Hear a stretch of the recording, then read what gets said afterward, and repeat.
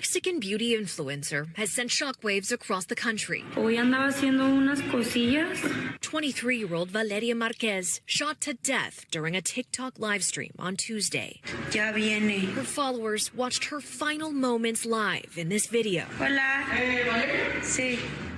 In the minutes before, as she recorded from the beauty salon where she worked in Zapopan, central Mexico. Pues que te lo quieren entregar a ti. She mentions how someone had stopped by earlier promising to bring an expensive gift. Ya viene.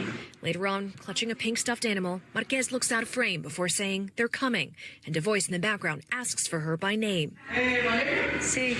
Marquez replies yes, then leans over to mute the sound on the live stream. Horrifically shot to death in moments after, we will not show. But after, a person appears to pick up her phone, their face briefly showing on the live stream before the video ends. The identity of this person and their relationship to the crime hasn't been publicly identified.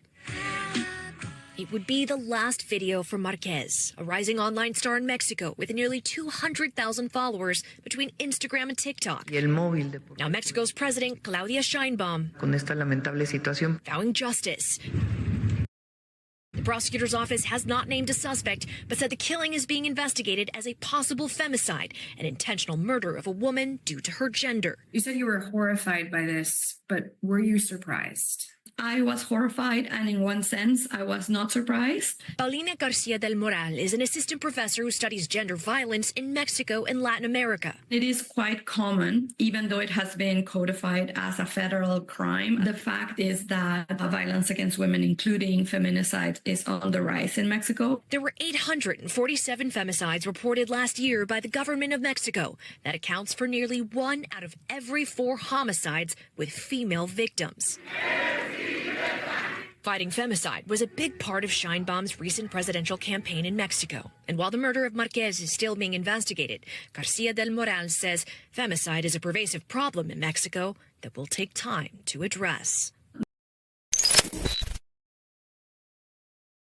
Announces new sanctions against El Mencho WR, alleged killer of influencer Valeria Márquez, and many more Mexican cartel leaders. The United States government announced new sanctions on Wednesday, June 18th, against 5 senior members of the Jalisco Nueva Generación cartel, including its leader Nemencio Seguera Cervantes, alias El Mencho. Through the Office of Foreign Assets Control, the Treasury Department designated the criminal organization as a brutally violent cartel and blamed it for being a significant source of fentanyl and other drug trafficking in the United States, mentioning that it uses murder as a tactic to intimidate its rivals. They also warned that Mexican cartels have carried out kidnappings, torture, bombings, and executions of civilians, public officials, military personnel, and police officers. Therefore, LOFAC imposed direct sanctions against El Mencho for his unique leadership style that has allowed him to operate with a franchise in several states in Mexico and generate billions of dollars in profits from trafficking fentanyl, cocaine, methamphetamine, and heroin. In addition, Julio Castillo Rodriguez, alias El Choro, El Mencho's son-in-law and alleged successor, Gonzalo Mendoza Gaitan, El Sapo, head of the Izaguirre Ranch in Teuchitlán, Jalisco, identified as a cartel training center where the remains of associates were recently found. They also pointed out Adias Flores Silva, the gardener identified as the criminal group's logistics operator, and Ricardo Ruiz Velasco, known as R, who was recently linked to the murder of influencer Valeria Márquez, who was killed at age 23 inside the beauty salon where she worked in Zapopan, Jalisco. According to the state prosecutor's office, a man entered the premises and shot her while she was broadcasting live on TikTok. The Treasury Department assured that the ruthless attack highlights the brutal prevalence of femicide in Mexico. Femicide often goes unpunished and affects a significant portion of women in the country. The sanctions that were added are the freezing of assets in the United States and the prohibition of any type of economic or commercial transaction with these people.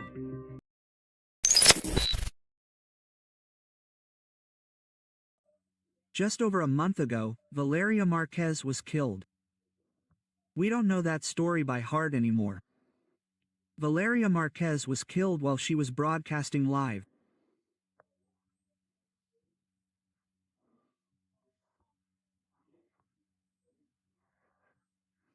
And just a few days later, here at Multimedios, on its different platforms, that's why it's Multimedios, a story was published where a person from one of these organized groups in Jalisco was suspected of having had something to do with Valerio's murder, either ordering it or having it executed.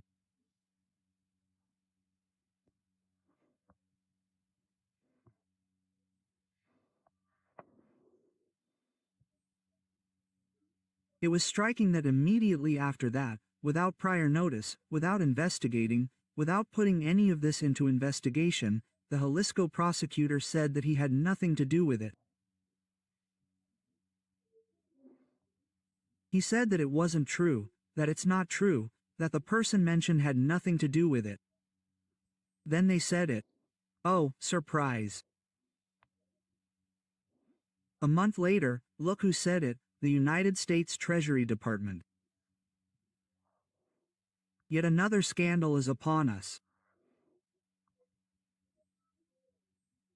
The United States Treasury Department has named one of the members of this organized group from Jalisco as a suspect.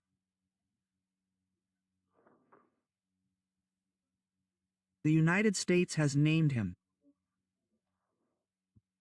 Once again, the United States is doing us a favor. This document, which was published on June 18, a month and a bit after Valeria's murder, not only mentions this case, it also mentions others where Jalisco is involved, in this case the famous Izaguirre Ranch.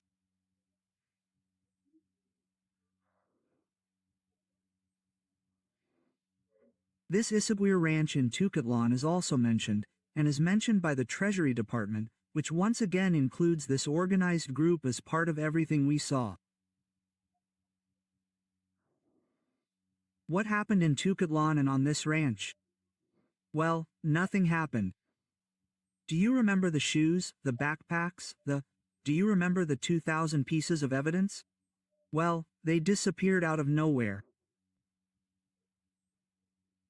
Suddenly, the scandal, yes, no, who knows what, who knows how much, and no one remembers this famous little ranch, and there is the issue of how the United States Treasury Department presents it.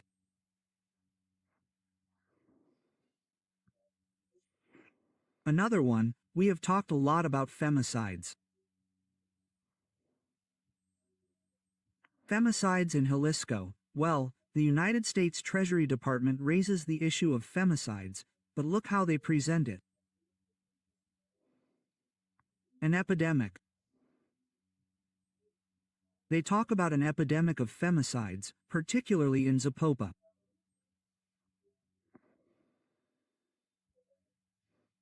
This puts Jalisco in the spotlight again.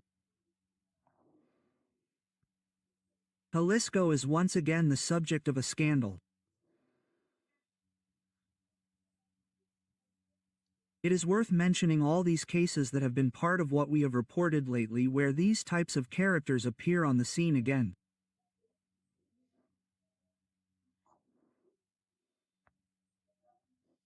It was not Jalisco, it was not the Mexican government, it was the Treasury Department that created a blacklist of people who have to do with this organized group in Jalisco.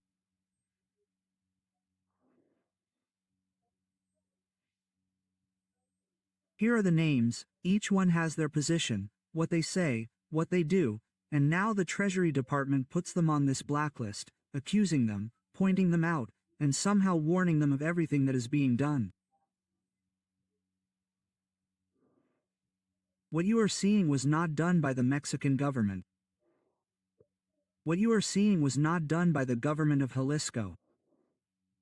That's why it's striking how the Jalisco Attorney General's office somehow prioritized it, saying, no, no, no, no, no. This has nothing to do with it. No, no, no, no. That issue, no, no. We have nothing. Quote, because the Jalisco Attorney General could have said, well, we're investigating, let me see. The investigation files have been opened. The last we knew, just in Valeria's case, is that there were a ton of stories, but this person is not mentioned, he is not mentioned.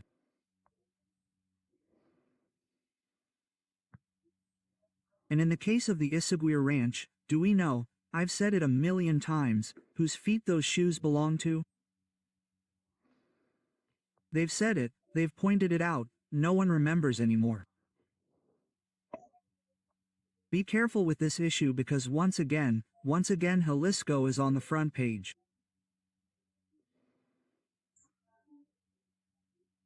Jalisco is on the front page of scandals and the United States Treasury Department says so, and I insist because the United States, as always, has to do our homework.